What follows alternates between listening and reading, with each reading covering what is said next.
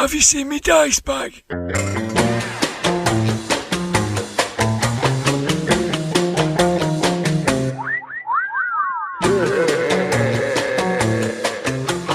Grognard Files. Hello, my name is Dirk the Dice, and this is the Grognard Files podcast, where we talk bobbins about tabletop RPGs from back in the day and today. I'm coming live from my den here in the heart of the northwest of England. I'm completely surrounded by my stuff. Here on my right is my ever-increasing great library of RPGs and my Grognard Files.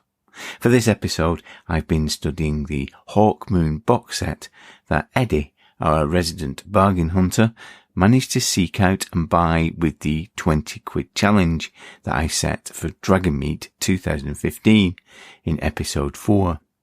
He was so shrewd that he also managed to get the Eternal Champion scenario, the only Chaosium Hawkmoon supplement, the Shattered Isle, too. I've got a full set of the Mongoose series. Hawkmoon was based on their iteration of the RuneQuest rules and written by Gareth Ryder Hanrahan during a scuba diving holiday. Listen to episode 21 to hear that story.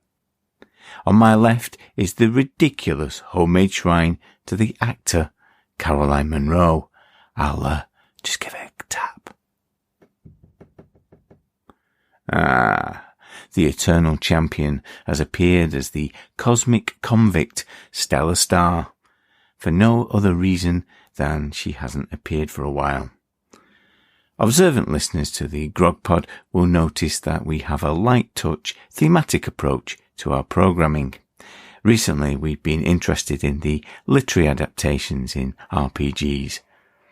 Merp's Lord of the Rings, the Chaosium supplement Thieves' World, and last time we looked at the new design mechanisms game of Jack Vance's Lyonesse. Alongside this theme of RPGs, we've also given a commitment to try a different post-apocalyptic game every month in 2020. Recently we looked at Gamma World, and we have more coming soon. In this episode, the two themes come together, as we will be looking at role-playing in the Tragic Millennium, created by Michael Moorcock for his Hawkmoon and Count Brass series of novels. The history of the Runestaff is often collected together as an omnibus of the novels that Moorcock produced between 1967 and 1969. This was at the height of his prolific period when he was struggling to finance New Worlds magazine, which had become independent and more avant-garde than its previous incarnation. In order to maintain this platform for propelling a new wave of interesting and provocative authors into the consciousness of science fiction audiences, he had to produce novels in 3 days. The Jewel in the Skull, the first and best of the series, The Mad God's Amulet, The Sword of Dawn, and The Runestaff tell of the adventures of Dorian Hawkmoon from Germania, and his struggles against his fate, destiny, and the dark empire of Gran Bretagne. Yes, Britain of the future is a depraved, cruel, and expansionist force. The King Emperor Huron is locked in a sphere of milky fluid, dispensing instructions to his aristocratic legions, who are aligned to strict chivalric orders, each signified by distinctive animal masks, which they wear proudly to terrify their enemies. It's a world we recognise, but with a feudal system, strange technologies, and an unambiguous evil in the form of Gran Bretagne, whose esoteric orders cross the Silver Bridge to conquest and flood new lands with their cruel depravity. It's got dark conspiracy, epic battles, resistance movements, and toxic wastelands in Amharic, strange bioscience of Gran Bretagne, and the capricious manoeuvrings of Asia Communista. It's also an intersection in the Moorcock multiverse. Hawkmoon appears in the Young Kingdoms and alongside Ikros in a cosmic battle and law and chaos. It's little wonder that this vision of the multiverse has become so influential and such a compelling setting for RPG adventures. Much of the setting is implied rather than explicitly stated. It's a place that compels invention. In this episode, Laurence Whitaker returns to face the game's master screen to discuss the Eternal Champion, Strontium Dog, Mithras, and more. Over recent weeks, we've commenced a short series of Hawkmoon adventures. In the Open Box section, I'm joined by Blythe, and we look at both the Chaosium Hawkmoon and the Mongoose RuneQuest version that appeared in 2007. We're still in the middle of a global pandemic, and we haven't seen each other in 15 weeks. So this bit has a bit of internet interference, but not too much. I call it Corona Pop. In First, Last and Everything, Doc Cowie shares the details of the first time he played, the last game he played, and the game that means everything to him. Doc has been an enthusiastic, avuncular supporter of the Grognard Files for a long time, and has contributed his Gen Con reports to the grognardfiles.com blog. His contribution here is a great call to arms to the Grog Squad. It might seem like a club, but everyone is welcome, including you. I'm sure you'll enjoy this piece. Blythe joins me in the virtual room of role-playing rambling for the first in an occasional series where we'll look at a couple of issues of vintage magazines plucked from the archive in the attic. I'll be back at the end with some news, updates, and thanks to new patrons. Until then, Ramblers, let's get rambling. Games Master Screen. Welcome to the Games Master Screen. I've got Loz Whitaker back with me. Hello there, Loz. Thank you very much for having me back. I obviously didn't alienate too many people last time. It's a good sign. So what I'm going to do now is I'm going to erect this screen in front of us so I can hide my secret table, and I'm going to roll. At the size of that. That is massive. I thought my GM screen was big. That's like Neil Peart's drum kit. 2 minute silence. Yeah. Okay. Yes, absolutely. Okay, let's roll on this table, apparently at random. Go for it. Okay, first up, we have the Eternal Champion. Ooh, okay. And I know that the Eternal Champion has had a core part of your gaming and your writing, so tell us a bit about that. Right. Very big Michael Moorcock fan since I don't know when. Specifically Elric, that was my first love, but I'm very fond of the Hawkmoon trilogy and Corum, and I think just about most of his Eternal Champion works, actually. So when Chaosium released the Stormbringer role-playing game, hugely excited. I tried sort of doing Young Kingdoms adventures with Dungeons and Dragons, and never really that successful. But to have finally a Stormbringer game that treated magic as it should be, with demons and elementals, just as they were described in the books, that's fantastic. So I got that in the very early 80s and played a heck of a lot of it. No, I played a lot of it back in the day, but I lost tune on the trajectory of what happened with that license with Chaosium after that, because it did take other permutations, didn't it, as Elric and other editions. So how did that? They had the license for quite a long time. I think it's certainly from the very early 80s right through until about 2007, I think, was when it went over to Mongoose. But yes, they had the license to produce games based on Moorcock's work. I think everything kind of went swimmingly for a little while, and then there was sadly some distrust between Moorcock and Chaosium over, I think, the number of things that were being released, payments around royalties and all that stuff. I don't really want to dwell on all of that, but Chaosium had the license for quite a while. They produced Stormbringer in 3 editions in varying formats, years, they then produced a fourth edition, which was called Elric. And that was a streamlining of the rules, and it was effectively rewritten by a different writing team. Stormbringer was produced almost single-handedly by Ken St. Andre. Steve Perrin is credited with the rule systems, but I think Steve sort of tinkered with the rules to make it fit the Young Kingdoms worldview and the way the books worked, but Ken St. Andre did the bulk of the work around the setting and the ideas and so forth behind it. So that was kind of the first iteration of the game, went through a number of different sort of small revisions and format changes, box sets with one book, box set with 3 separate books, hardback book produced by Games Workshop. And it kind of puddled along at that pace with a few supplements, not many, but a few supplements that supported it at sporadic intervals and varying kinds of quality.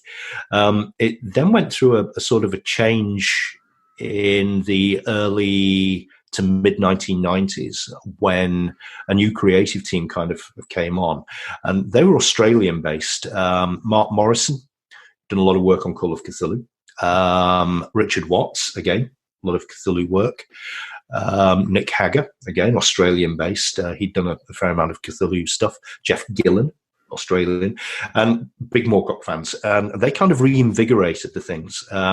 Largely at Richard Watts' instigation, he developed 2 supplements, one based around Pantang, and then one a set of quite whimsical scenarios based in the Young Kingdoms. And they were actually closer to Moorcock's themes and atmosphere in terms of the stories.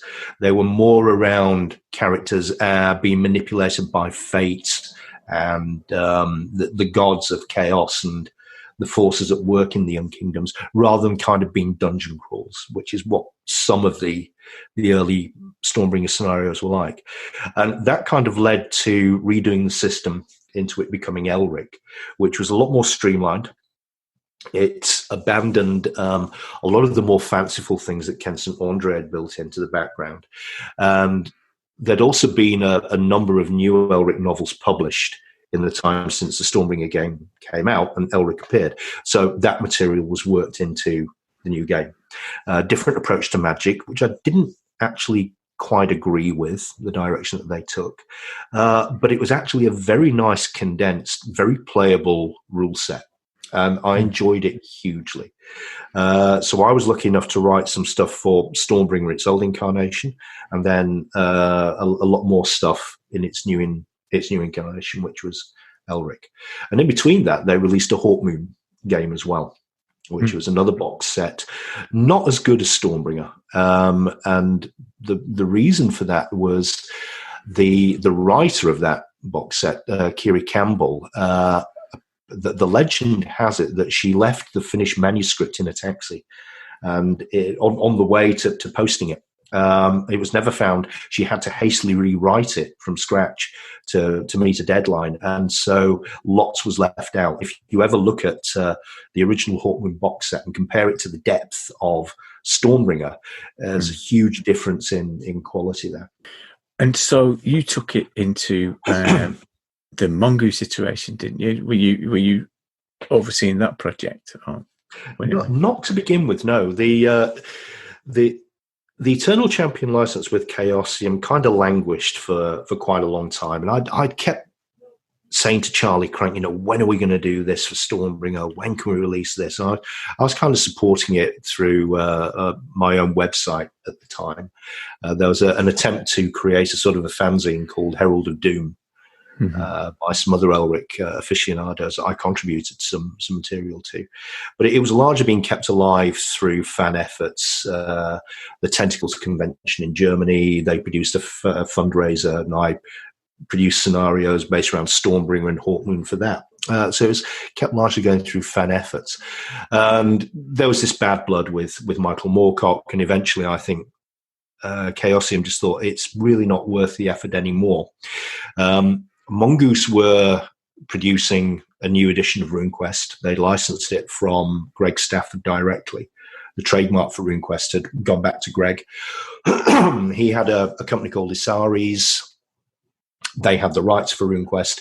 They licensed it to Mongoose.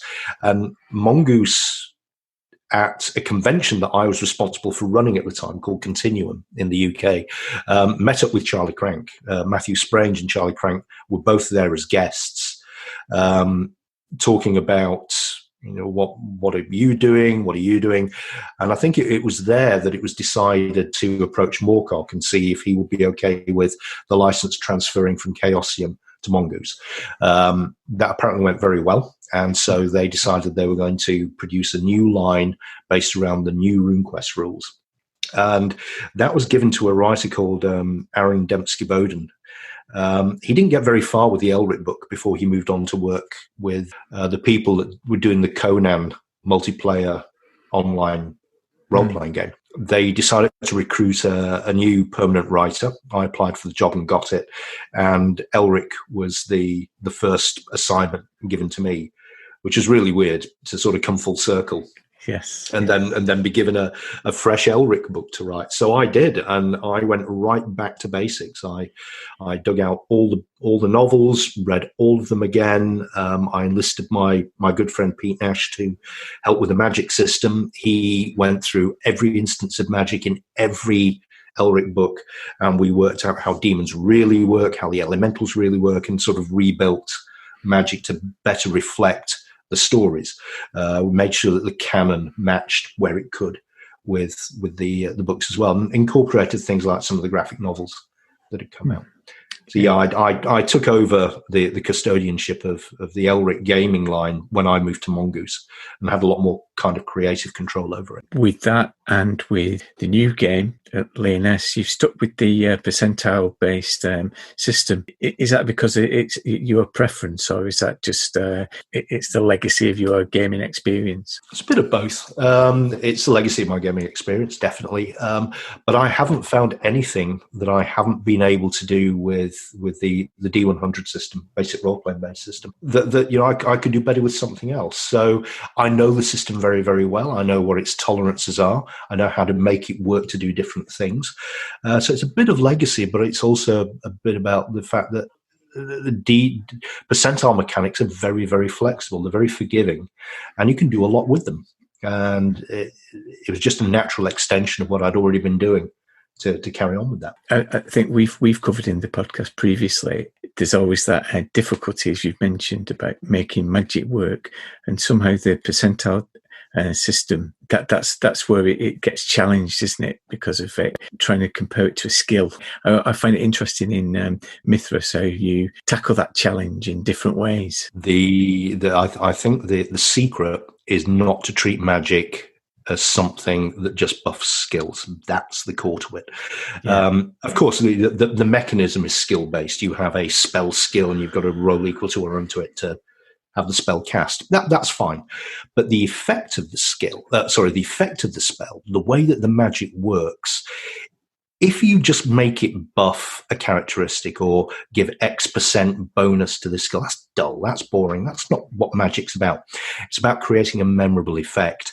So very much the design philosophy that we had with the Elric magic, and also with the magic in Laurence, was to produce something that doesn't buff skills. It does something unique, specific, and magical. And so we've tried to thread that design philosophy through everything that we've done. And that's certainly in evidence in the Mithras core rules and the way that we've approached magic there. Excellent. Let's go back to the table.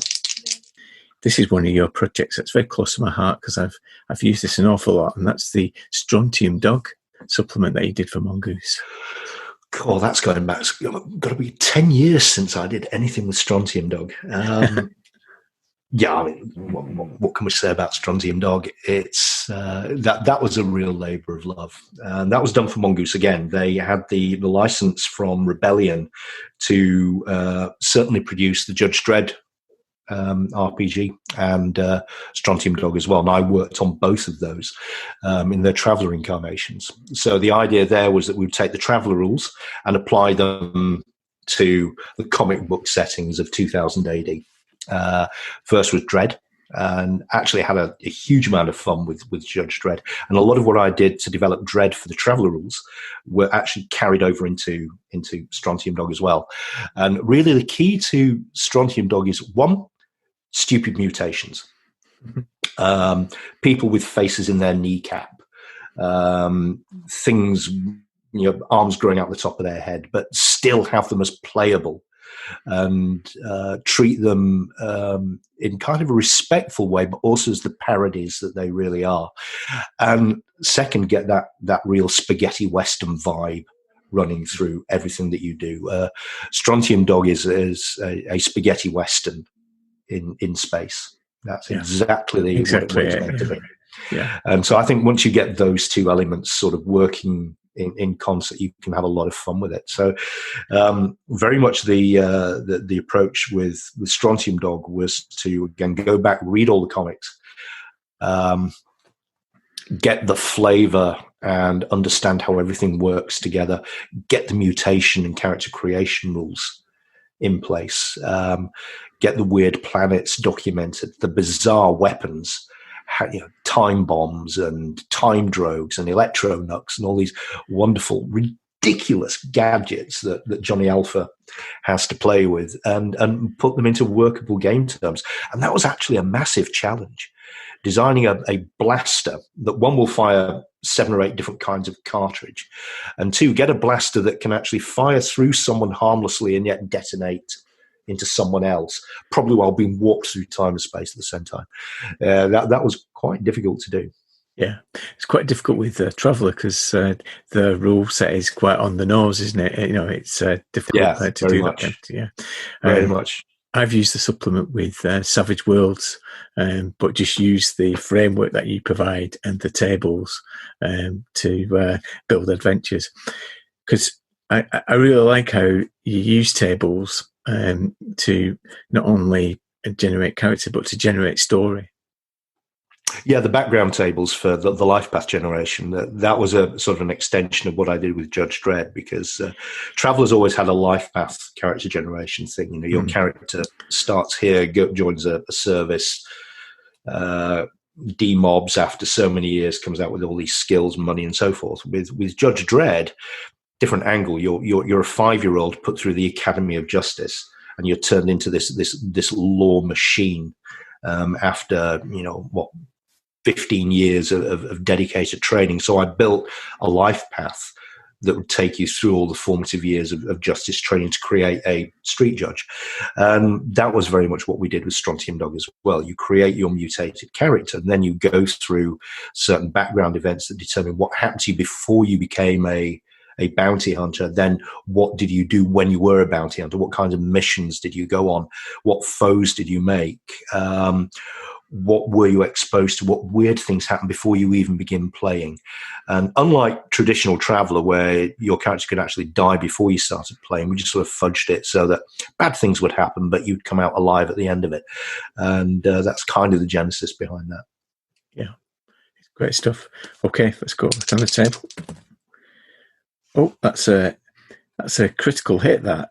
And no.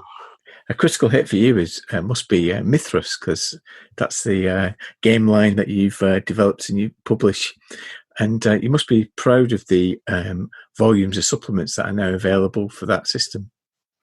Yeah, there's over 30 of them. God knows how we got that many. Luck, I think, more than anything else. Mithras is kind of the culmination of 15 years work for Pete Nash and myself. We were talking about D100 mechanics and how they've kind of been a real theme of what I've done over the years, and it's true for Pete as well. We're both sort of dyed in the wool BRP fans. We played lots of RuneQuest, lots of Stormbringer, and lots of the Chaosium family of games. And I've been fortunate enough to be involved at many sort of crucial stages in the evolution of those games, with Chaosium, with Mongoose, and now with my own company. I think Mithras is the development of a lot of different iterations of the D100 system, refining it, playtesting different things, bringing a different kind of philosophy to it. And we've honed the approach, and the distillation of that is definitely Mithras as it stands. And actually, at the moment, there's a question on the design mechanism forums about, what would it take for a second edition of Mithras? What would go in there? And I was kind of reflecting on how to answer that, and I thought, we've actually got the rules exactly where we want them. We're very happy with how they are. There's nothing that we really want to change now to do anything differently or kind of improve them. We certainly don't want change for change's sake. There'd have to be a very, very good reason to alter the way that the rules work. So we are genuinely happy with where we've got the rules to. Now, that might not be shared by everybody, but as game designers for Pete and I, and the co-owners of the company, we're very comfortable with where we are. We don't see a need to go off and change things just for the sake of change. I think that's a sensible approach. And we first started this podcast 5 years ago, actually this year. And at that time, we were rediscovering the things that we enjoyed before we stopped playing. But one of the first things that we found was RuneQuest 6, as it was then, Mithras. And we did think it kind of answered all the questions that we always had about the D100 system. It's a perfect presentation of it. What's the plan going forward for Mithras and the Mithras line? Keep on what we're doing, really. We've got a very healthy pipeline of supplements for the next two years. The Mithras line kind of breaks down into things that interest us, little projects like Luther Arkwright. We have a Luther Arkwright supplement because we're big Brian Talbot fans. You know what? Luther Arkwright's very much a very niche game. He's not really known outside of the UK, but we like him. So we do lots of Luther Arkwright together. We played a Luther Arkwright campaign at Pete's just last month. Pete's writing some Luther Arkwright scenarios right now in between finishing off Mythic Greece. Then we've got our Mythics range, which are very deliberately historical fantasy supplements based in different historical genres. So we have Mythic Britain covered, which is Dark Ages Britain. We have Rome that Pete wrote, which is set during the Republic rather than the Empire. Mythic Constantinople, which is set at the fall of the city.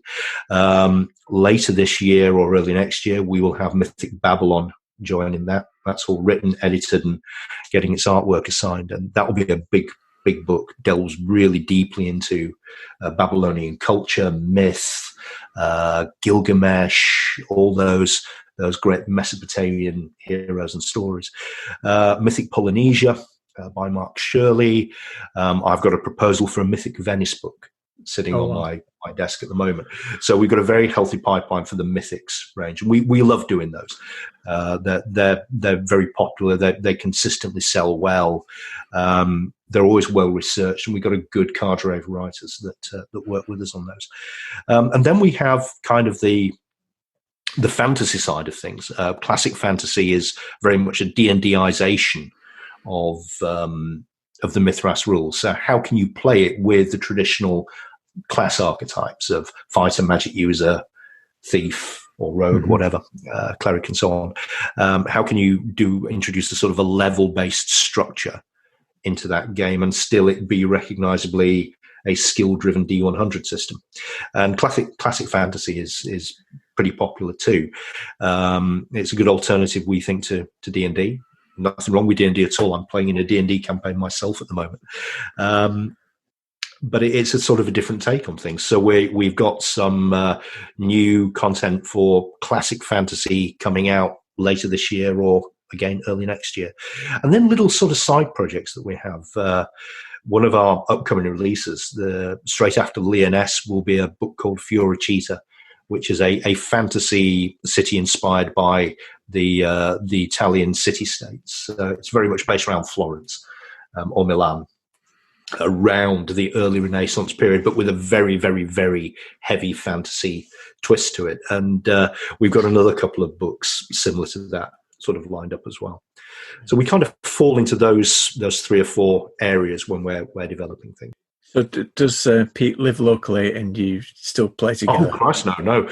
I'm in Canada, and Pete lives in the very, very far north of Sweden. He's about 60 miles short of the Arctic Circle. Wow. So yeah, we're very, very remote. Yeah. So do you play online, or do you connect? Pete plays online 2 or 3 times a week. I do not play online anywhere as much as I used to, partly due to bandwidth restrictions. I live in a sort of Hicksville, Ontario, and the internet connections around here are not very good. We all celebrated when we got 25 megabits per second. Previously, we only had 5 megabits per second, and it's just not sustainable for online gaming. You know, it would crash constantly. Just having a Skype conversation with one person would be taxing the system. With now this wonderfully fast 25 megabits per second, I can hear the audience crippling themselves with laughter. It's probably a bit more feasible to do some online gaming, but I've kind of shied away from it for that reason. But I'm also lucky in that I've got a regular group of players that come round to my house every couple of weeks, and so we play face-to-face. And, as I get older and free time becomes more at a premium, that's probably enough for me.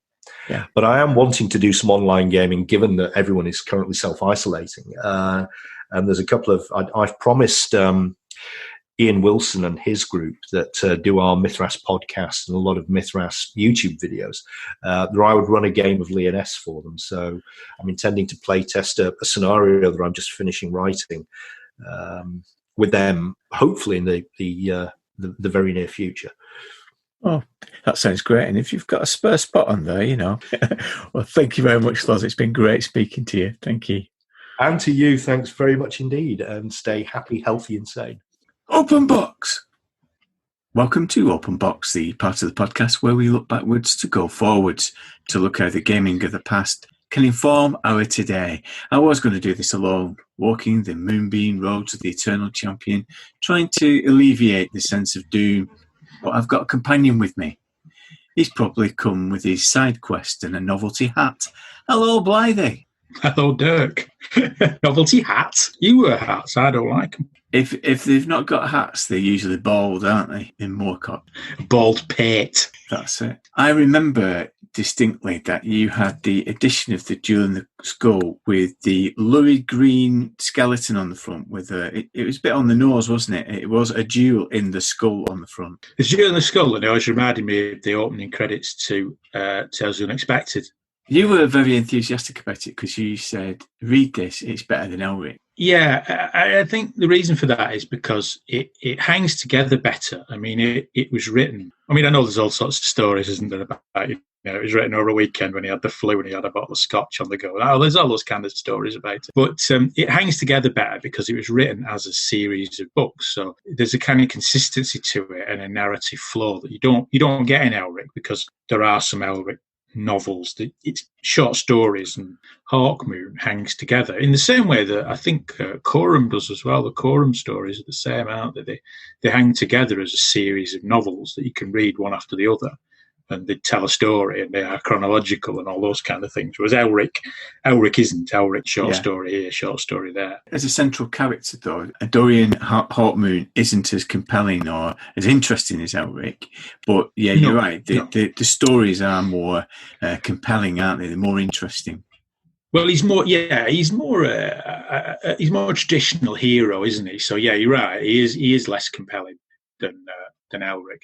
But that said, I think the world of Hawkmoon's better. The world is, again, there's consistency, isn't there, in the world? Yeah, it's slightly more. He feels like he's got slightly more weight to it, I think. Yeah, slightly more purpose as a world that works, and countries interacting with each other and different, those kind of things. I think that's why it's appealing as a role-playing setting. And although we didn't have the Hawkmoon RPG, we played a lot of Stormbringer, and I seem to remember that you use some elements of the world in your Dragon Quest game. There's something appealing about the feudal, medieval Europe feel, and also the collision between science and fantasy.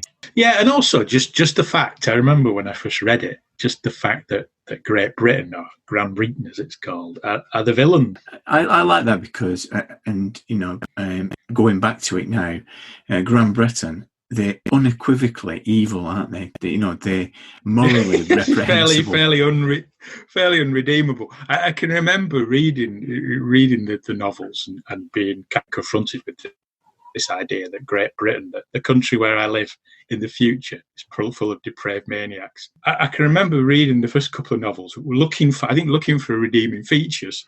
Oh, maybe all is not as it seems. Maybe it's a bit like Melnibone, and that they're depraved, but there will be some good guys there. And, no, not really, not at all. And I think what makes it fun and safe is the idea, particularly because post-colonialism has become a hot topic, hasn't it, of late. Companies like Wizards have had to speak out about, how the oppressed have been a signifier of difference and evil, and how we need to rethink that. That's what's great about Grand Britain, because it is Great Britain and we were the oppressors. That it's good that it feels more reassuring somehow. The other appealing thing about Grand Britain is the fact that they wear masks. That's how they differentiate themselves in different cults, if you like, or different regiments and orders. Yes. That's a really nice touch to it. The Order of the Serpents, who are the sorcerers, and the Order of the Wolves. Melodias, the leader of the wolves, is a particularly good character in the novels. He's a really good enemy. He's a good baddie. He's good at arch-villains, isn't he? With Moorcock, people often focus on, because he has the Eternal Champion, people focus on the Eternal Champion. So they focus on Elric and Hawkmoon and Jerry Cornelius and Coram and Erekos as well, isn't they? They focus on these, but they forget sometimes he has some fantastic villains, doesn't he? Yeah, he does do villains very, very well. Okay, let's have a look at a role-playing game then. I can't think why we never had it, because Stormbringer, I can't remember seeing it for sale. No, I think it came later, so it came in '86, and we probably moved on a bit then, and it'd been expensive. It was expensive. I mean, the cover is fantastic. I mean, that Frank Brunner portrait of Hawkmoon. Yeah, I don't know if we managed to resist that cover, but there you go. And it's... well, I genuinely don't think we saw it much. I think if we'd seen it in a shop, like we used to, going to Games Workshop and seen it on a shelf, I think one of us would have, saved up or got it for Christmas or one. But I don't remember generally don't remember seeing it for sale, as in here it is on a shelf for purchase. I don't remember that. Hawkmoon, Science and Sorcery in Earth's Far Future, and it's by Kerry Campbell Robson, and you get 3 books in it, the player book, the Games Master book, and a rather flimsy science book, and a great map, which is on my wall. Yeah. So, no, it's a nice map, I'll give you that, yeah. And they liked it so much that they use it an awful lot throughout the booklets, the map, because I think, as Loz mentions in the interview that we have, the manuscript went missing. It was actually stolen before the deadline. Really? Yeah. So she had to hastily rewrite it and redo it from scratch. So to get it, as well as the world, it's the game. It's a complete game. It uses Stormbringer as its basis. Yeah, it does. Well, I mean, it is the same as Stormbringer, isn't it? I mean, the settings and 1 or 2 skills are different, but it's essentially Stormbringer, which is nice, because you can do the old Eternal Champion thing, can't you? Switch people round from the Young Kingdoms to Yeah, and it does encourage Europe, that, doesn't it?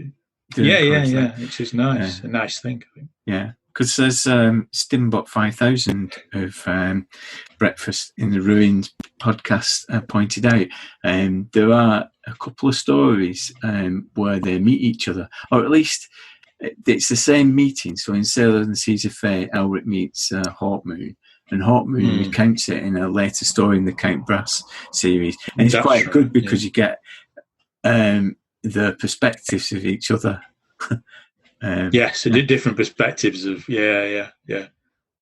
It's always one of the great things in Moorcock. I always like that when they met each other. It's like the old Doctor Who episodes where he meets one of his old incarnations. They're always good. You can't beat them. Those, the reaction between them, that kind of thing. They're essentially the same person, but just in a different form, which is good. I think overall, as a game, it does suffer from, once you know that story that they lost the manuscript, it explains a lot, because in places it's a bit thin, and it uses a few techniques to fill the space, such as giving you lots and lots of character sheets. And there's a bit where the font size suddenly increases to like 24 points. And at the moment, I'm homeschooling my son, and he tries pulling that one when he's writing an essay. We've all I think we all tried that at university, didn't we? They mentioned the word processor and font sizes. It's like, yeah, just a point up. Look, it looks so much more. But you know what? That's interesting, though, isn't it? That it was stolen. Do you not think that is that the greatest role-playing crime? I think there's an adventure in it, isn't there? If you could retrieve the original manuscript of Hawkmoon. Yeah. I wonder where it is. Who stole it? What happened? What a strange thing. What a strange thing to steal. There are some nice touches to this. I think the gazetteer is quite well done. It's got. I mean, we're going to look at some of the later stuff from Mongoose, and the thing that you say about this one is that it's quite characterful, isn't it? It's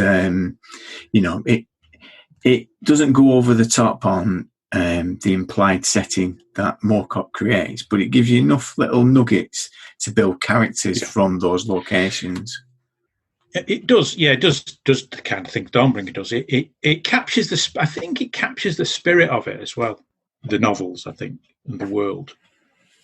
When I read it, I thought, oh yeah, I want to play this. It's kind of reminded me of this world and these characters and that kind of thing. Yeah, there's a couple of adventures in there, and they're actually all right. You could pick them up and run them and have fun with them. And and as well, it's an easy version of basic role playing, isn't it? Like Stormbringer has various bits and pieces added on, like major wounds and all those kind of things. But it's a nice, easy system, isn't it? I sometimes wonder, it's like basic role playing. I sometimes wonder the more the system is cranked up and becomes non-basic role playing. I'm not entirely convinced it necessarily always benefits from that. And I think it's balanced quite right. It's basic role playing, but it has one or two interesting rules that will make it a little bit more fun.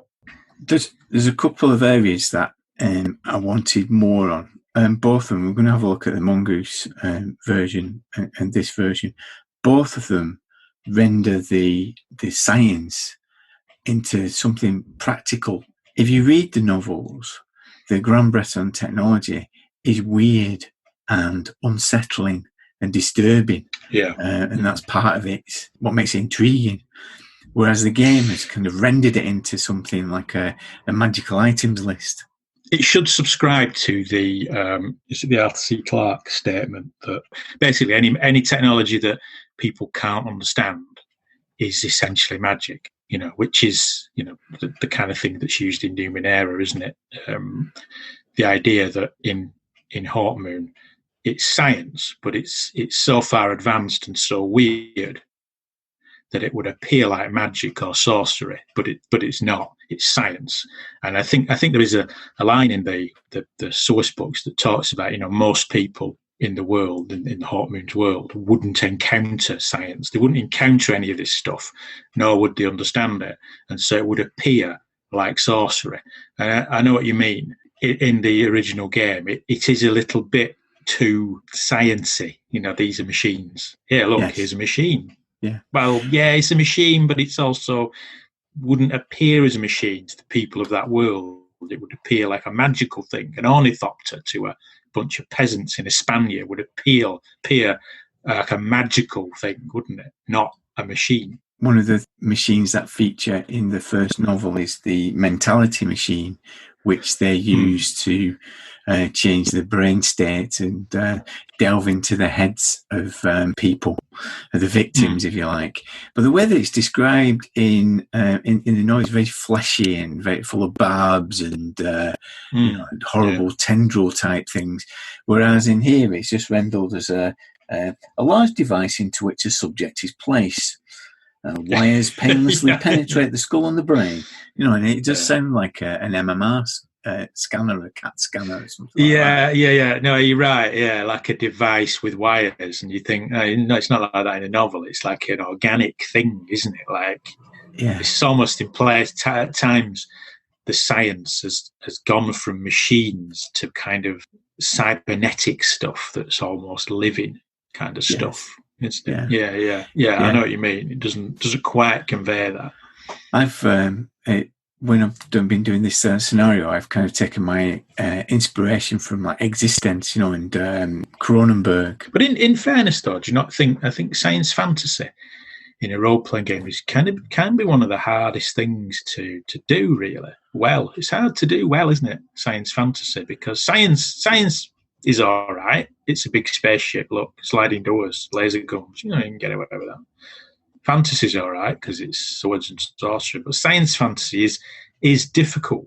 It is a difficult thing. It requires a lot of skill on the part of the games master to create the right kind of atmosphere and the right kind of descriptions of these things that somehow bridge the gap between hard science fiction and traditional sword and sorcery. Yes. This is a difficult trick, isn't it? Eddie also got me the Shattered Isle, which came a bit later, and this is a supplement for the Eternal Champion series, and it takes the form of a scenario. But what this does quite well is that it develops the idea of the Grand Breton orders a bit more. That's right. It gives you the list of the orders. Yeah. Because they're only in a table in the main book, and it says the games master should feel free to make up their own. All right, okay. But in this Shattered Isle, it gives you something to work. Never crossed your mind, did it? That never crossed your mind. But again, in this, there's some good bits and pieces. I've used elements of it, but again, it's fairly mundane, the science that you encounter in this, but it does make a big play of the mutants. So I think through the 90s, when Elric replaced Stormbringer, I think later on, we've got Jason Durrell coming on next time, and KRCM had plans to develop the line more and make it more of an Eternal Champion series with Jerry Cornelius and some of the others like Akros, as you say, but it never happened. So I think it was later when the license passed on to Mongoose that we see a new Hawkmoon based on the RuneQuest rules that they had. And if you remember, Gareth Ryder Hanrahan said that he did it during a scuba diving holiday. So you've got a copy of this, haven't you? You had a look at this. I've had a look at that. Yes. It's a bit lacklustre, isn't it? Despite its best efforts. Well, yeah. I mean, one of the things that I wasn't too keen on was, again, going back to the science. It turns science into sorcery, doesn't it? So it seems, on the face of it, to take the science fantasy thing and translate it into a system of sorcery. That then made me think, it's just like fantasy then, isn't it? Yeah. It's just like a fantasy game now, isn't it? Because you're saying, oh, well, you've got this sorcery, but it's all scientifically powered. Yeah, all right, but now it just feels like sorcery. I mean, it has more, to its credit, I think it has more depth and detail about the setting in it. It does, yeah. It does have more detail, which you can use, but I'm not entirely convinced. One of the other things it does that I didn't like, it takes away the thing that Hawkmoon, the KCM version, and Stormbringer does, is it gives you, depending on where you're from, in the Young Kingdoms or in Hawkmoon's world, it gives you bonuses on your statistics, doesn't it? Bonuses and reductions, which I remember when we played Stormbringer, and the same would have been true of Hawkmoon. We always enjoyed that nation and got adjustments on your stats. And I don't think the Mongoose one does that, does it? It gives you certain skill bonuses, but it doesn't affect your statistics in the same way.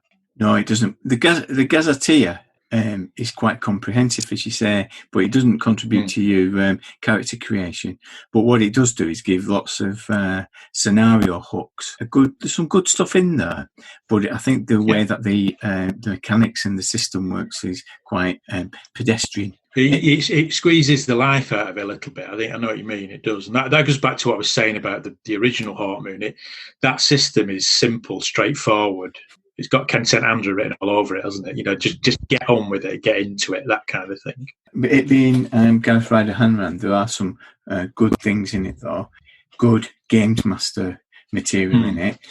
First off, it gives you core activity for what people can do within the Hawkmoon world. If you get these already, you can start designing ideas. So you can either have a lord and his retinue, mercenaries, tomb raiders and scholars, agents of a court, thieves, and this is my favourite here, agents of the rune staff. Now, that's quite bold, isn't it, to make a group of characters agents of the rune staff doing its bidding, creating balance across the world. Well, there is. You're right. That's to its credit. That's the great thing about the Mongoose one. There is a lot more. It's kind of far more bulkier in terms of describing the world and giving you ideas and that kind of thing. You could, if you're lucky enough to have both of them, you just use them in tandem, can't you? You can use the old KSCM system and use all the ideas out of the Mongoose version. Another little call-out box that I like as well is the idea of a wormwood. So after the tragic millennium, the wilderness reclaimed much of the land of Europe. It's created these kind of deserts, these strange places, these wormwoods. They don't appear in the novels. It's just something created. It's just in a call-out box. This is about 200 words, but this is where your adventures are, isn't it? Because it says that's not to say that wormwood empty. Quite the opposite. They writhe with unnatural, twisted life. Trees drip bulbous green glowing maggots and scream at the dawn. Three-headed wolves hunt in the undergrowth, pushing through strange poisonous plants that shiver 1,000 colours down their leaves and spit venom when disturbed. Fantastic. Let's get there. That's good, isn't it? That's what you want. That's where you're going. But you've got this this pretty big book that is just a box in it. You know, that's where the adventure is. Yeah. You've got to kind of look through it, and but it does have good bits in it. I mean, you know. So we've been playing the game, haven't we? We've been running it. I've been running it online, and there's a couple of things. I've decided to use Mithras, an iteration of RuneQuest, isn't it? If you follow that line through Mongoose. To the design mechanism. It is quite a crunchy system, isn't it? And it takes a bit of getting used to, I think. Even if you've played it before, kind of reminding yourself about things, because it's not just RuneQuest. It's like RuneQuest and then some, isn't it? With all the kind of combat moves and combat effects and all that kind of thing. But once you get into it, it does work, and it makes combat sort of colourful and interesting because there's so many things you can do in a combat round. And a lot of it is familiar. What I like about it is the luck rules for Mithras give you quite a bit of options, particularly in a game where fate is important and destiny and that kind of thing. It feels like the luck and you using the luck points to change events are very significant. And the fact that on your party you've got somebody who's like an agent of the rune staff and can summon luck sometimes. Sometimes, yeah. Not always. It makes it more interesting. I think it works really well with this setting. And I like with the luck rule as well. I do like the fact that a luck point can give you a reroll, which is very conventional. But what it can also do is let you reverse the result. Yeah. So if you roll a 91, you can spend a luck roll and make it a 19, can't you? Yeah. Which you know what I like about that? It feels more like luck and fate, because it's a little bit like if you rolled a 91, you can reverse it to a 19. But if you rolled an 89, almost like fate's telling you you're doomed to fail, because you can't. An 89 can only reverse to a 98. So it's useless. And I do like that. I think it's a very neat rule, because rather than just a re-roll, it feels like the hand of fate. And it does other things, doesn't it? Look, so it can absorb injuries, it can force your opponent to re-roll. I do like how the luck rules work, and I do think it's very fitting in Hawkmoon. I have really enjoyed going back to the Tragic Millennium. I think, as a post-apocalyptic setting, it's really good as well, because normally you're playing a bunch of primitives, aren't you, with some form of goofy mutations. Yeah. In the context of this, so like one of your party is like a result of an experimentation, so got a bit of orangutan in them, but it doesn't feel like Mutant Year Zero, does it? It doesn't feel No.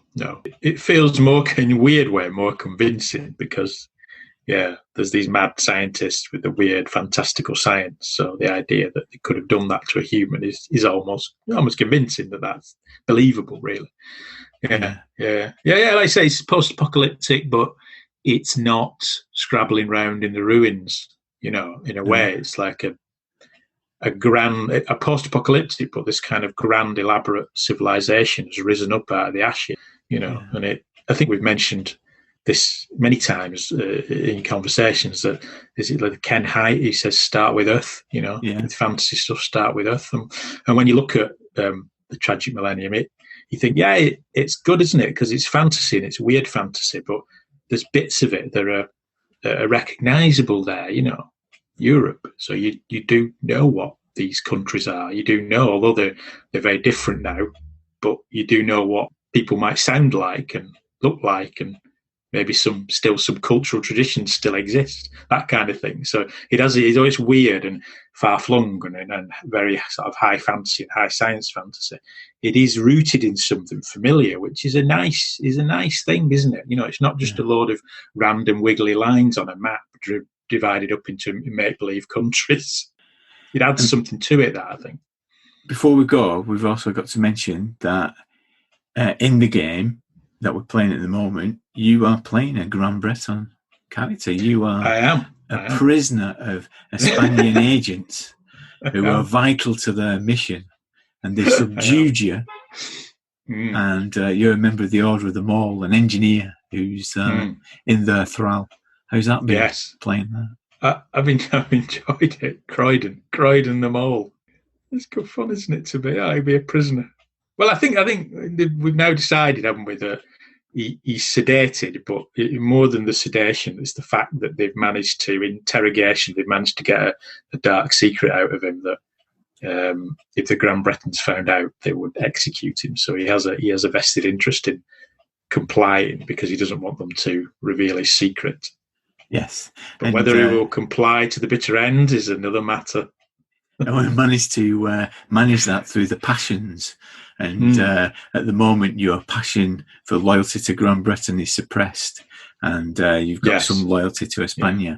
But that might change. Although one of my passions, of course, as well, is save my own skin. Yeah. I mean, you could argue it's everyone's passion, but particularly my characters. So, maybe he would betray Grand Breton to save his own skin. Definitely. Or maybe betray the rest of them to save his own skin. Who knows? I love Hawkmoon. We're going to play more of it. Thanks a lot, Blythe. All right. Thanks, Doug.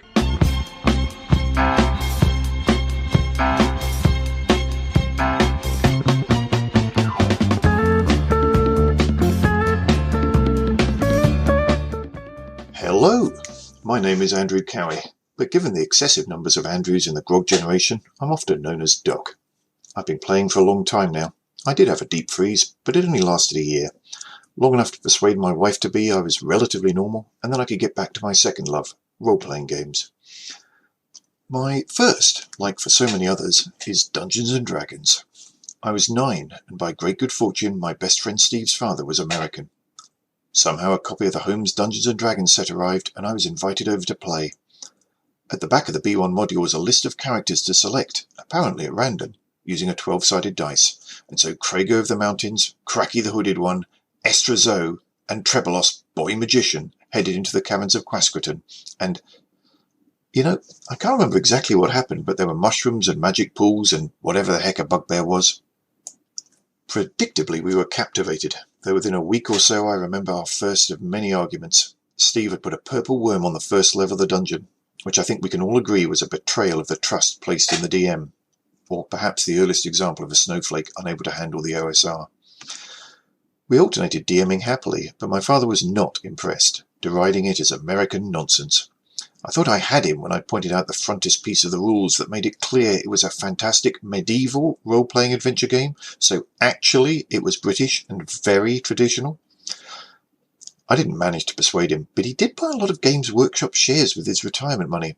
As they have apparently gone up about 6,000% in value, at least one of us has made money from gaming. Steve and I kept playing together until one fateful day in the school library when I heard two boys in the same year, though a different class, discussing orcs. Naively, I attempted to join in the conversation, but was unexpectedly forced to prove myself. How much damage does a mace do? How many hit points does a magic user have? I nearly blew it forever, because Steve and I had never grokked the difference between hit points and hit dice, and my explanation that hobgoblins, with their 1+1 hit dice, could take 1 point of damage, and then you needed to hit them again for another point of damage, led to furious contempt. To play with the others, we got the Player's Handbook, the softback version, which fell apart under constant scrutiny, though I still have it lovingly transferred to a ring binder. Our shop back in the day was Games Unlimited in Kingston, a tiny wee place with an upstairs like a game hoarder's attic, though eventually we discovered Games Workshop Dalling Road, where we hung out like limpets. We had so many exciting, if sometimes antagonistic adventures over the next few years, until the discovery of a rather different and more realistic game in Games Workshop led to us abandoning Dungeons & Dragons for a good while. Shout out to my friends and gaming companions over the past 40 years, Steve, Ed, Gaz, Dave and Paul. The planned next 5th edition session in Yorkshire may have been stymied by the COVID plague, but the King's friends will adventure again. My last. Well, as of today, the answer is Liminal, the lovely game about a more mystical modern Britain by Paul Mitchener. It's run by the boundlessly enthusiastic Steve Ray, and over the past 6 months we've delved into what happens when Saxon artifacts and Nordic eschatology collide with lycanthropes, fae and the undead. My bumbling old codger, Sir Montague Proctor Beauchamp, has watched in distress as his long and mostly happy life has been torn apart by invaders from China, vampiric rather than viral. But in exchange he has got to know a river spirit, a cockney geezer, a cursing monk, and a piebald half-fae who runs an occult AI database. If there are any silver linings in this current unpleasantness, one may be that if you lock up some of the most creative people in the country with spare time, a library of RPGs, and online role-playing tools, you get a feast of gaming that is utterly unparalleled. There are games every night, and we are limited by work and family more than lack of opportunity. My last game happened to be Liminal, but it could have been Dungeon Crawl Classics, Mutant Year Zero, The One Ring, Heart, Punk Apocalyptic, Morrow Project, or so many others. The variety is extraordinary, and I find myself enjoying modern indie games as much as overlooked games from the 80s. Truly, we are in a golden age. My everything.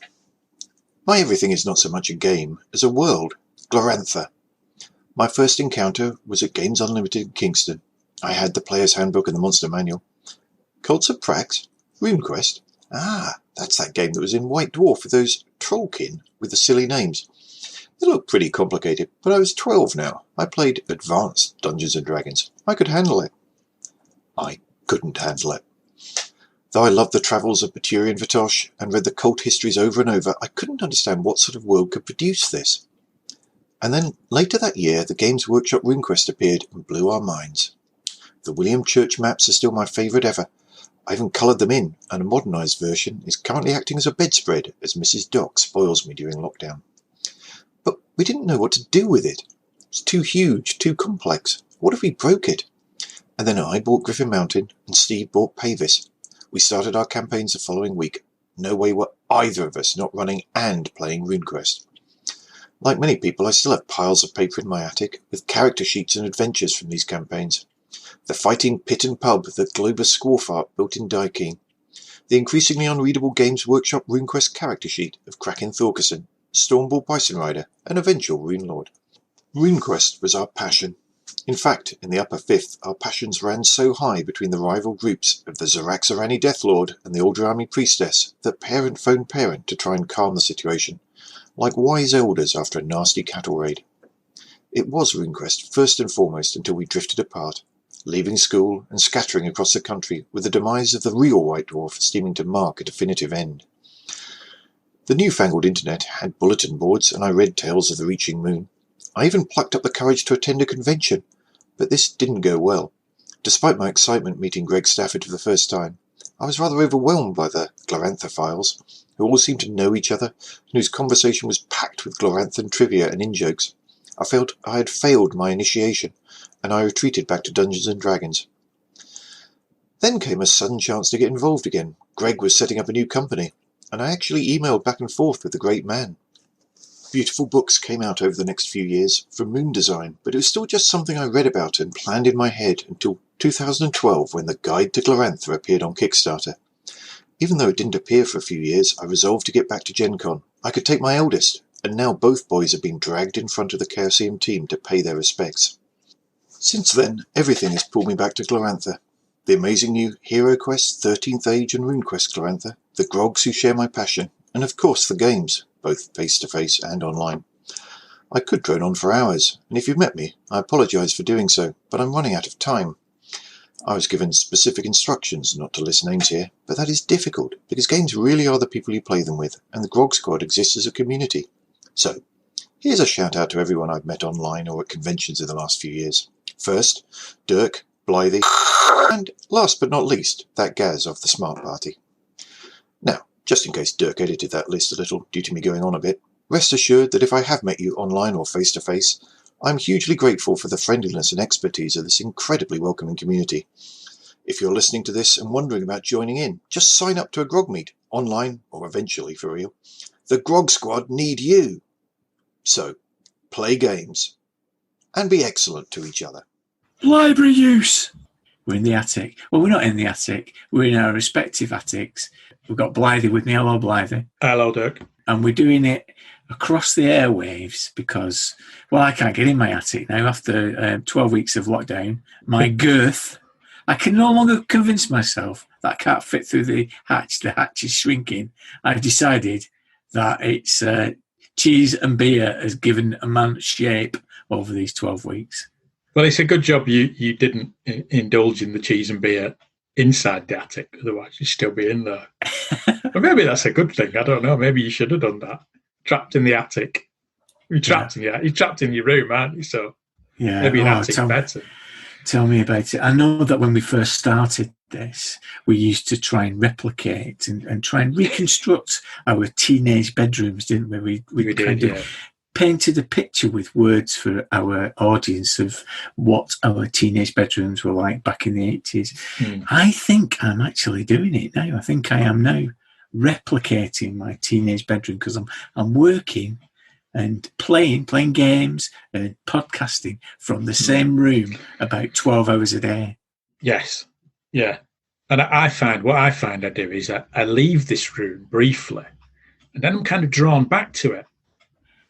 I leave. I think I need to get out of this room. I've been in this room for hours. I need to get out. Need to go in the garden or something. And I'll walk out and I'll wander around the house like a lost dog almost. And eventually, just almost unconsciously, find myself sat back here again. There's nowhere else to go. I just keep being drawn back to this room. The rest of the house is not quite as interesting. There's less interesting things in the rest of the house. So I just get drawn back all the time for another few hours sitting here, worrying that it does, hoping and worrying that it doesn't smell like my teenage room, although it may do. Yeah. I don't know. You're like your nose blind, aren't you, these things? Yeah, nose blind, yeah. I'm fully expecting a sock to come crawling out from under the desk. Yeah. So another thing I've been doing during lockdown is just going through my stuff and rediscovering some of the stuff that I have. It is a bit of a cleansing period, isn't it? A bit of a chance to kind of clear the cobwebs off some of the stuff that you had in the past. Yeah, I mean, it's cleansing in that. It's not cleansing personally. I'm not having a wash till 2 in the afternoon, you know. but I know what you mean, yeah. Metaphorically cleansing. if not physically. Yeah, I found a load of stuff. I found my old Questworld box, for example. Not the original one, because obviously I lent that to somebody and I never got it back. But back when we started getting back into it, I found Questworld, and it did cross my mind that it'd be quite good to revisit the cult of panache and those places. Yeah. Well, but you see what you're doing there is what I'm doing in lockdown. I'm getting more and more crazy RPG ideas because I can't do anything else.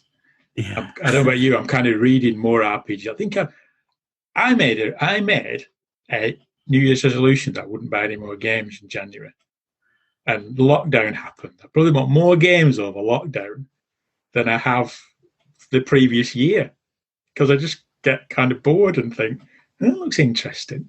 That looks interesting. I mean, I could buy that. I could run that because, let's face it, we're not doing anything else, are we?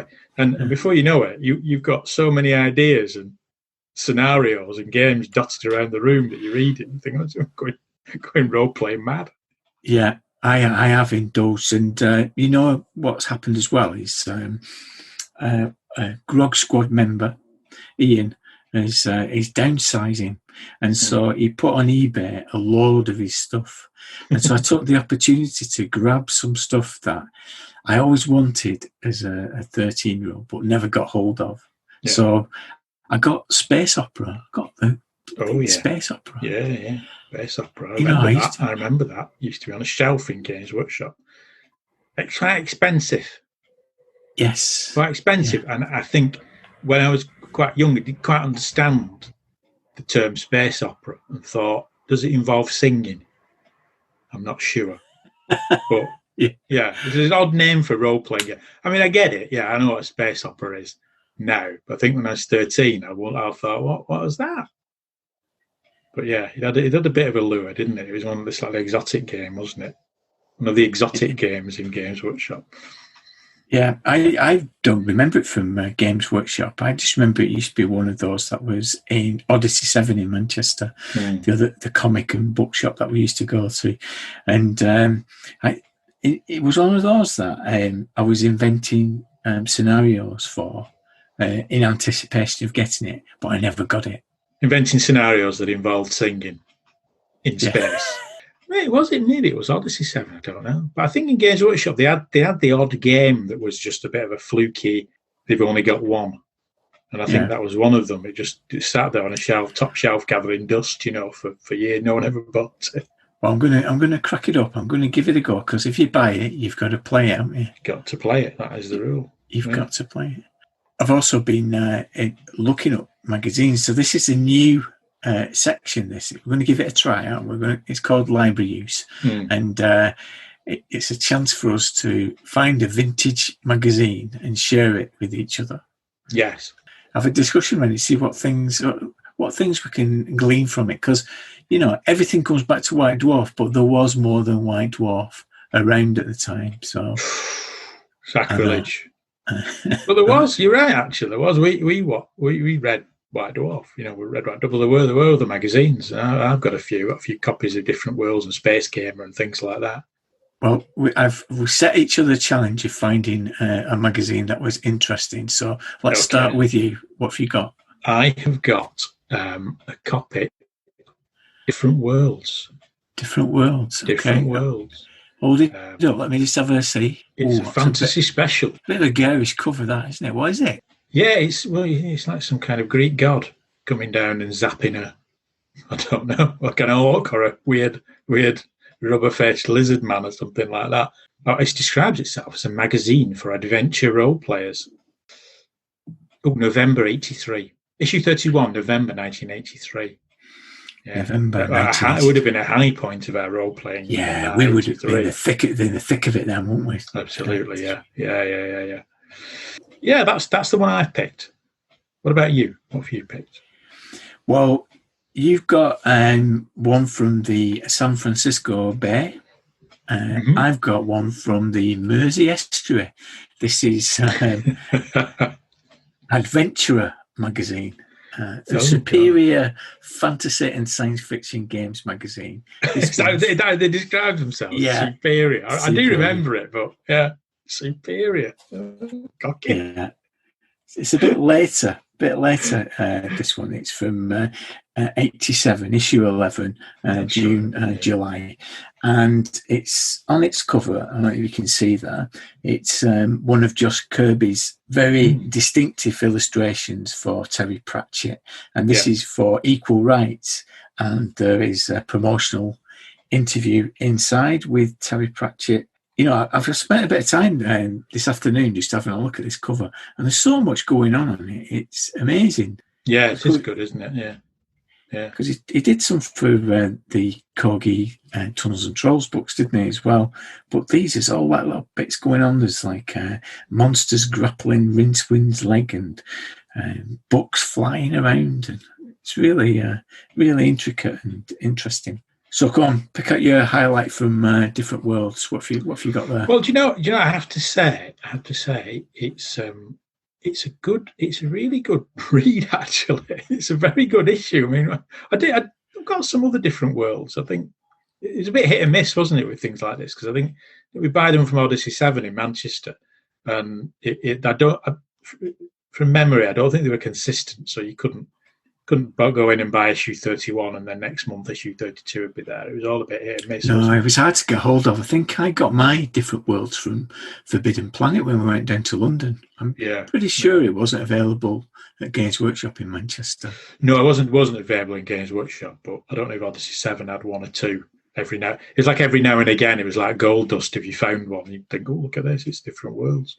Yeah, it is a good magazine actually. In many ways, it's very interesting. You know, it's got like film reviews. It's got an article, "My Life and Role Playing" by someone called Dave Hargrave, but people talking about gaming in a kind of quite a personal way. It's got a gossip column. It's called Gigi D'Arm. Gigi D'Arm, gossip columnist. Yeah, dear Gigi, that was kind of a focal point, wasn't it? And, There always used to be stuff in the letters page about Gigi. And there was, there's a weird letter saying, "I hate Different Worlds. I hate everything about your magazine, except Gigi, except Mr. Arm." I've written to her, but I never get any answers. How about her real name? I'll search the country for it. Name and address withheld. And the thing I'd say about Different Worlds is, to me, it was always pitched at a different level of maturity than White Dwarf.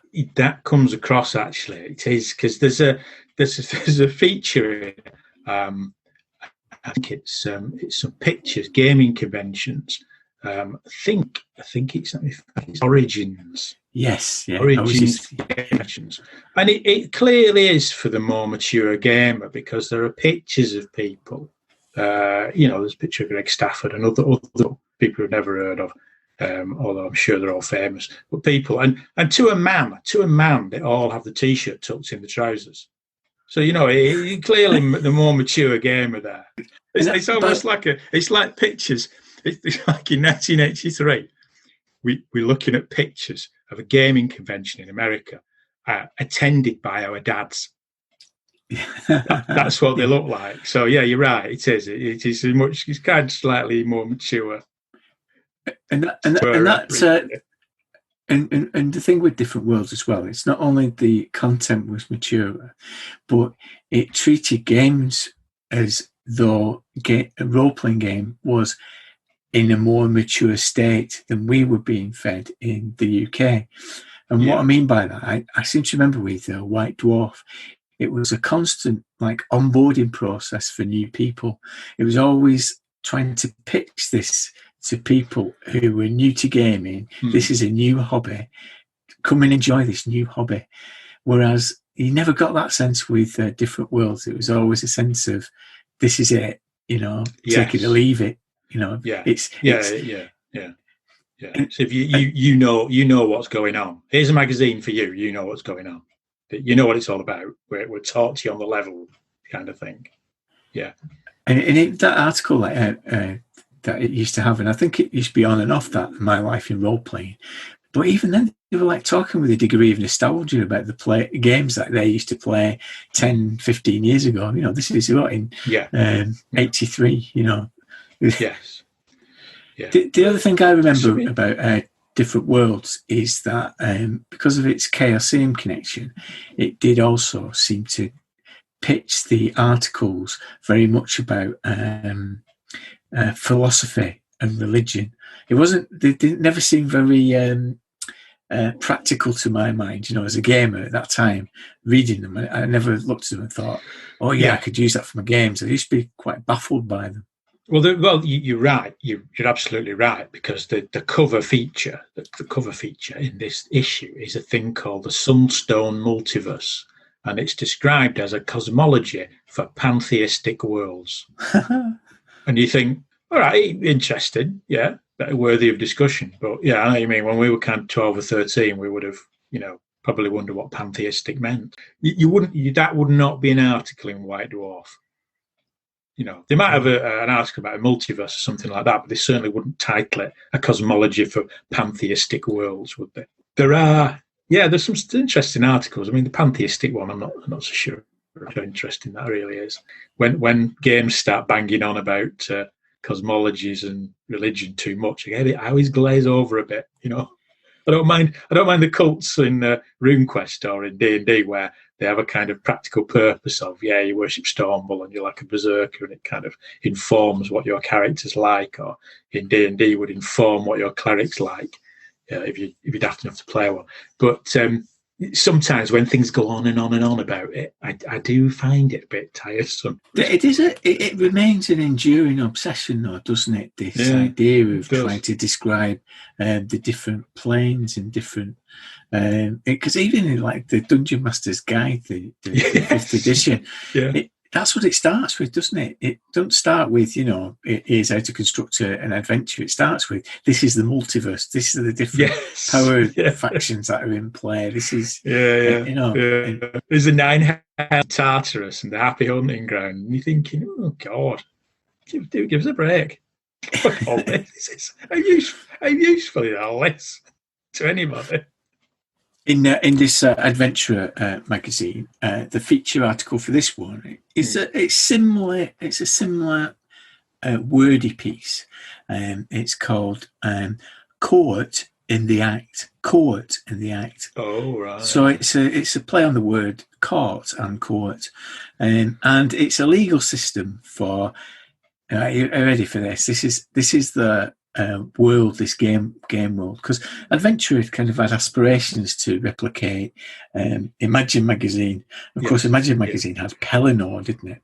Yeah. And with Adventure, they too had their own game world, and it's called Scatophagium. Scatophagium. Sounds like something you wouldn't want to be diagnosed with. It does. Sorry. So sit down, Dirk. Sit down. I'm afraid you've got scatophagium. Oh, no. Yeah. Oh, no. How long have I got, Doctor? Well, again, this one is it goes into lots of minute detail into how the law and the legal system works in the town. And, you read these articles a lot, and you did back in the day, didn't you? But it always used to default down to there are constables and you will be tried by jury. In this one, it's got some case studies of jurisdiction, so that you've got some precedent to set your court scenes. Is it for a fantasy world? Yes, it is. Yeah, it is for fantasy world. Surely the fun with the fantasy world is that the legal system is non-existent. So the city guard give you a good old kicking.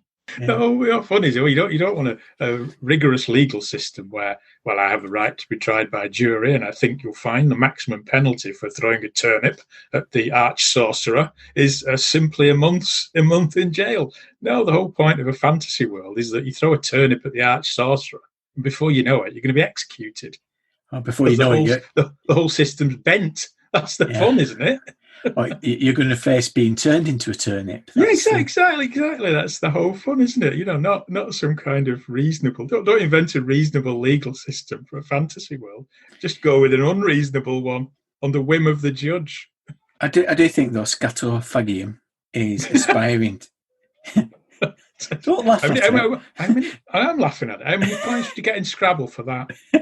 Would it be allowed? How many points? I do think Scatophagium is aspiring to be Pelennor, but the maps are not as good as Pelennor, and really the writing isn't as good as you got in Imagine. Because the thing that Pelennor did really well was to focus on character and give you ideas for NPCs and little hooks. This is more to do with the minute details, unfortunately. Yes. Yeah. So what else is in Different Worlds? What have you got there?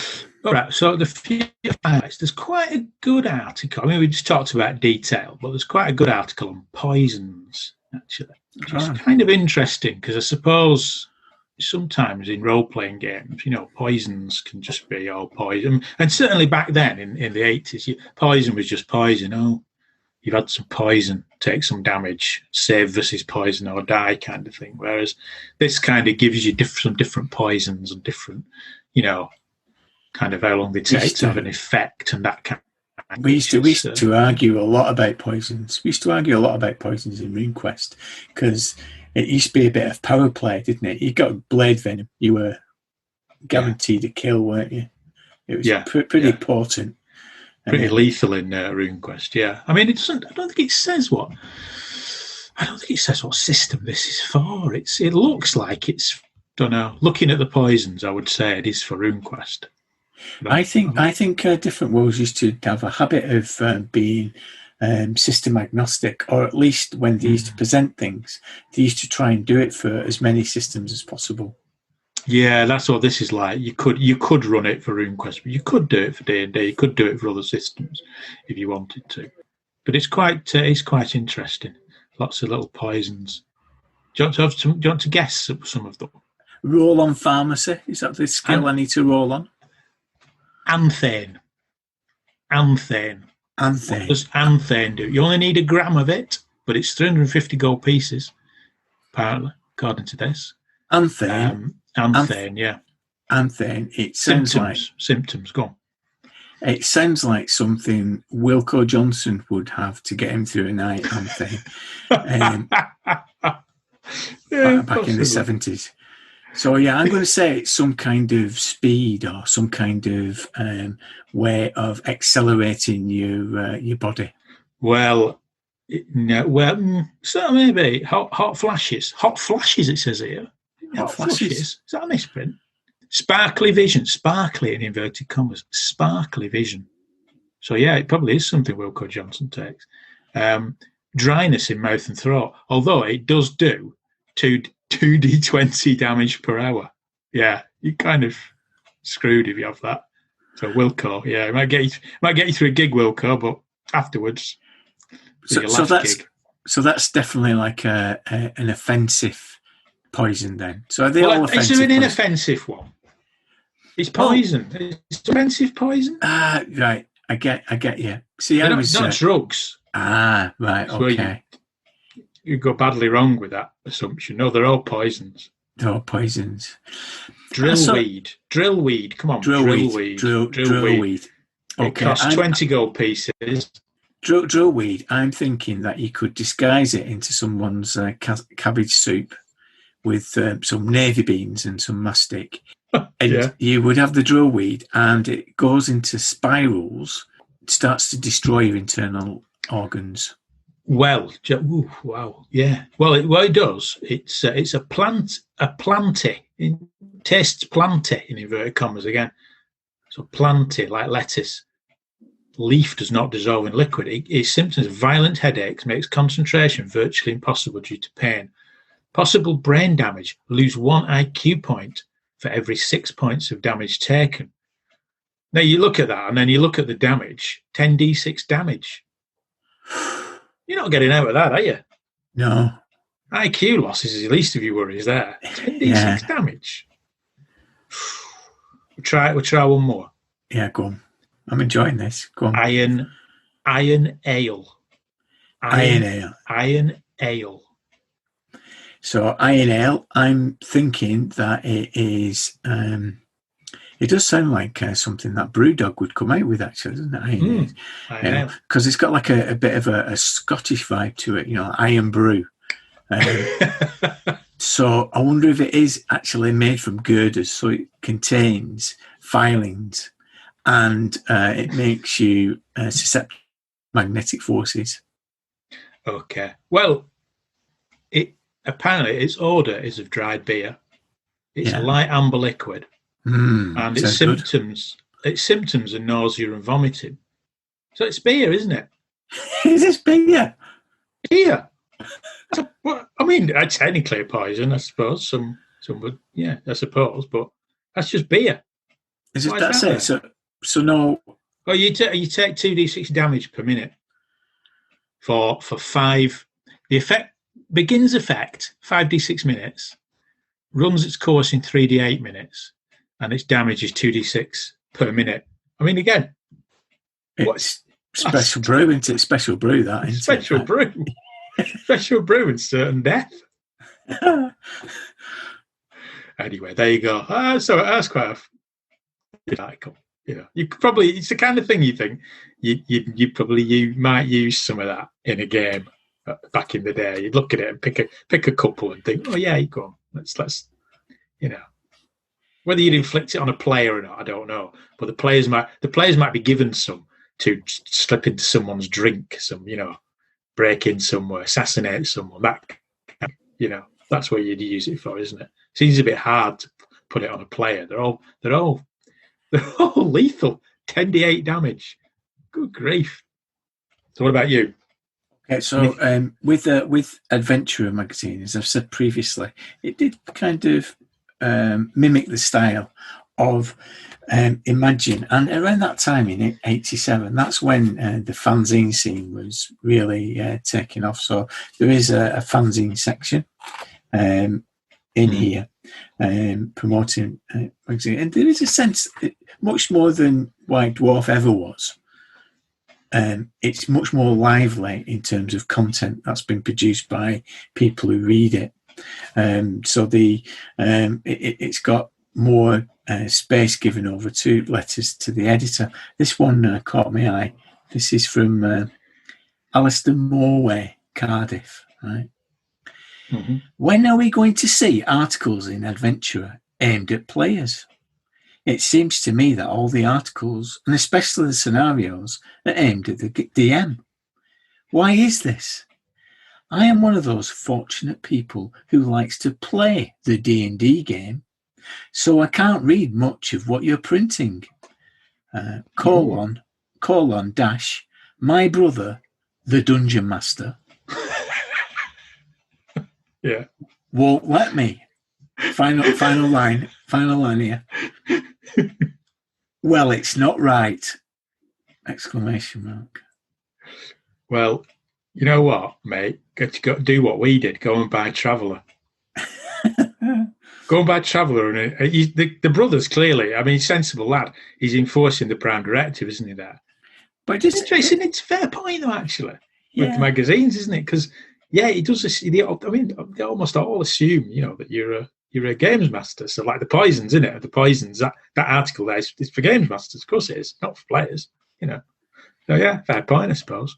And there's a lot of content, isn't there, that's produced now, even on the internet, that is geared towards games masters rather than players. Yeah, if you just played these games, if you just played them and never ran a game, then a lot of content's all closed door, isn't it? A lot of it, you could buy rule books, I suppose, read the rules because you're a player and you want to understand the rules, but the rest of it is still a point. I hope they sorted that out. I do, yeah. I hope he did buy Traveller. No, maybe not Traveller. Something else. Yeah, it'd be horrible to go through life having that hold over you. You can imagine Christmas, couldn't you? The house, even now. They could grow on. They put middle-aged men, aren't they, now? Turn up at Christmas. He sees his brother every Christmas, Yeah. There's a simmering resentment. Yeah. His brother might still be into role-playing games, He's not. Can you imagine that? Yeah. He unwraps he unwraps presents on Christmas Day, and his brother gets an adventurer magazine. Oh, I can read it now, can I? Oh, thank you. Oh, right, yeah. Now I can read it. Yeah. What else have you got there? Well, there's the key thing is an article, as a scenario rather, by Ken Santandra, Stormbringer. But as I flick through, there is an advert which has made me laugh. It simply says, "Wear it if you dare. Wear it if you dare." And there's a picture of a young man, a hazy picture of a young man who has hair like I have now after lockdown, sort of slightly long over the years, 80s haircut. Wear it if you dare. Do you know what it's an advert for? Was it? What? Aramis? No. No one would dare wear that. Call of Cthulhu t-shirts. Call of Cthulhu t-shirts are now available. They come in adult, small, medium, large, and extra large. Extra large with the gaming fraternity there, the Mr. Trek. Shirt front features Cthulhu rising from the sea and the words Call of Cthulhu. Now, the reason I picked this is because back in the day, you would have looked at that and thought, wow. Yeah. Imagine having a Call of Cthulhu t-shirt. Everyone's got one now. Yeah. Everyone's got one. I've got 3. Everyone wears them. You don't even know what Cthulhu is. But back then, that would have been like, I don't know, it was like a magic item, wouldn't it? Imagine if one of us, me, you, or Eddie, had turned up for a game wearing a Call of Cthulhu t-shirt in 1983. You would have been the envy of, well, not the neighbourhood. The neighbourhood would have thought you're odd, but the envy of the other two, wouldn't you? Big deal. $7. Oh, it's a bargain. It's a bargain. Now. It's probably a lot of money then. Anyway. British thoroughbred racehorse and broodmare. Hang on, Alexa's joining in. Shut up, Alexa. She wants a Cthulhu t-shirt. She can't have one. Get back. Funny that. Hey, what's happened there? The word Cthulhu triggered Alexa. Yeah, and it gave me some information about a racehorse. Think about that, everyone. Think about that. Anyway, moving on. There's an article, Storm scenario, Ken Santandra, called the Bastions of Balor. And I mean, it's the kind of thing that if we'd have seen this on the shelf back in the day, I'd have snapped it up, because, you know, there was very little published for Stormbringer, wasn't there? But it's a relatively simple scenario where Balor, who's the Chaos God's jester, the jester of the Chaos Gods, isn't he? Has warned Ariok that Elric will spell doom, and Ariok doesn't believe him. So Balor creates this dungeon and gets permission from Ariok to entrap mortals and make them kind of enter this dungeon for the amusement of the gods, in the knowledge that Ariok will at least allow Elric to go in there once. And say you can play Elric. It almost encourages you to play Elric, have someone play Elric. So it's for a group of characters, but you can include Elric. But it's very much like, is it the Tunnels and Trolls solo? Is it Naked Doom? Oh yes. Where you're you arrive in the dungeon with no clothes and no weapons. And you have to kind of fight your way through it, that kind of thing. So it's only a little simple thing, but it's quite colourful, quite characterful. But it is a bit like Naked Doom. But what amused me about it, I'll give you some of the monsters. Okay, you've got a demon of combat in there, and a demon of protection, demon of combat, purple fiend with daggers for fingers and horns and that kind of thing. And you've got all these monsters. You've also got a room with these pleasure demons who are disguised as attractive, scantily clad women, houris. Can you guess? There's one picture. There is one picture. So there's demons, there's traps, there's monsters, all these things. There's one picture. What do you think it's a picture of? Is it somebody in a bikini? It's three women in bikinis, yeah, scantily clad, very well developed women in bikinis. It made me laugh. I thought, oh yeah, it's the 80s. Particularly the beginning of the 80s, isn't it? Because I know that Adventurer magazine used to have contributions by women and women that appeared in its letters page. I always thought that was unusual. It used to catch my eye. Back then. So, you know, even like in 87, you're starting to see more different people playing different voices. Yeah. I used to like in Different Worlds, they sometimes used to have the adventures on different paper stock. So it used to be on like a heavier paper. Right. It is, yeah. It's like on a yellow and the idea is you can pull it out of the magazine and use it as a little module. Yeah, that's right. Yeah. It gives you instructions on to do that at the beginning. You know, you can lift it out. It points out the idea that you can lift it out of the, you know, as if if you didn't do that, people would point and laugh. Yeah, why is he doing this? God, he's not pulled it out of the magazine. You're instructed to do that. What a fool! Let me show you the shop window. The shop window here in Adventurer magazine. What do you want to spend your pocket money on?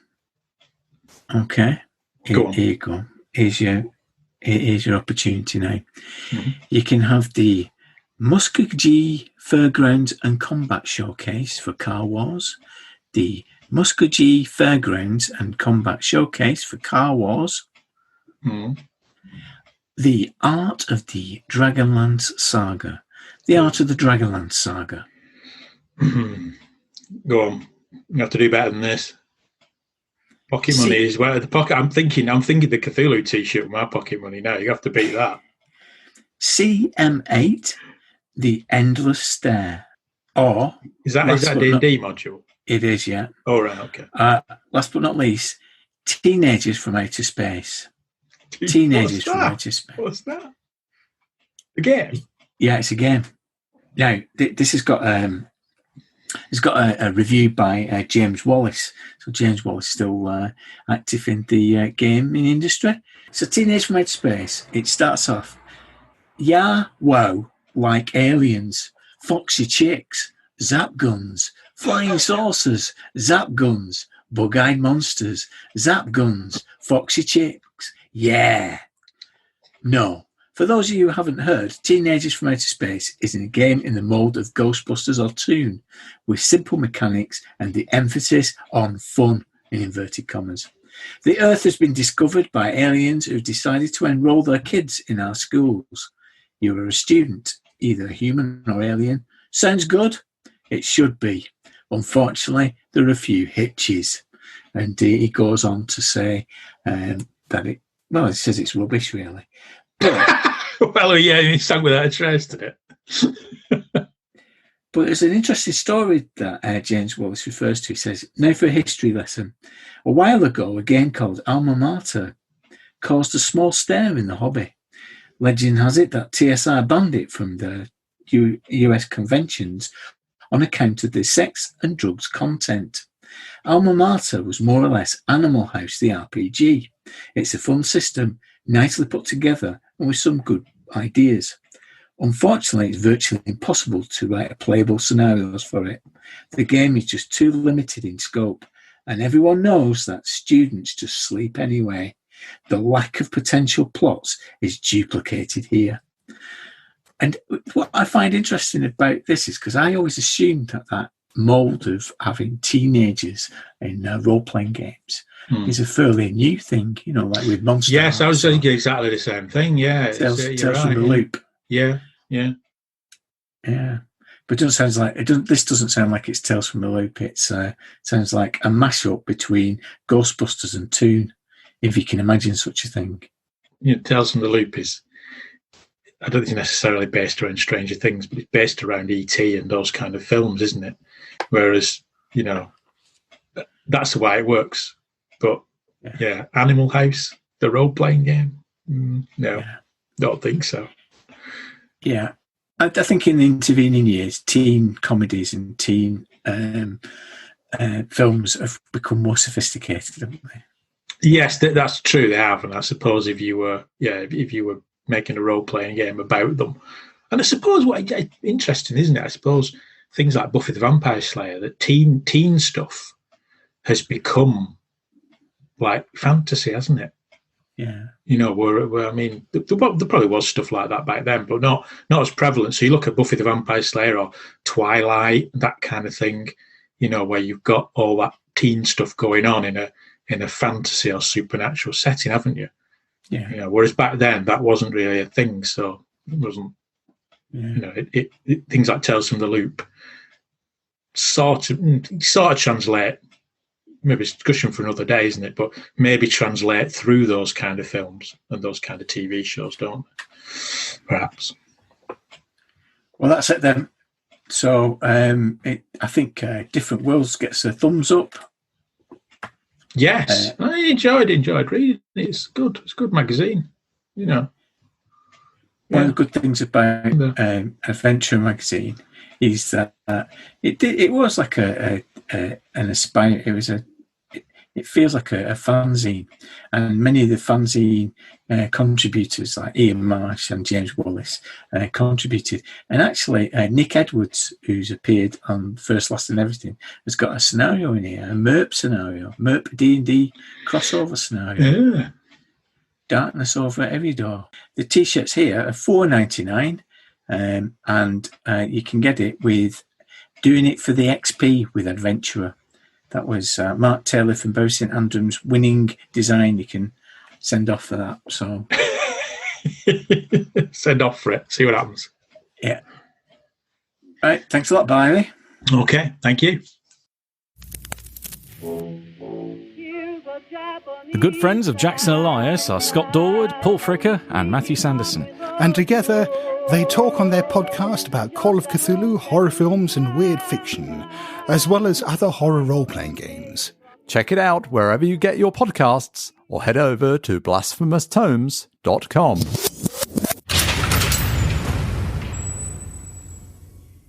Thanks again to Loz for the interview. The actual play in High Dudgeon for Lyoness is now available in 3 parts on the Design Mechanisms YouTube channel. Since last time, we've started a Discord server. I know, I can hear you all collectively wince. I was reluctant myself, but it's turned out to be a pleasant space. It's a bit like a combination of a Usenet news group without the threading and a chat room with a fire hose of chat. But the Grognard file space is quite sedate once you've worked out how to get rid of that boop noise. If you want to keep up to date with the latest development of projects, then please stick a tip in the beret over at Patreon.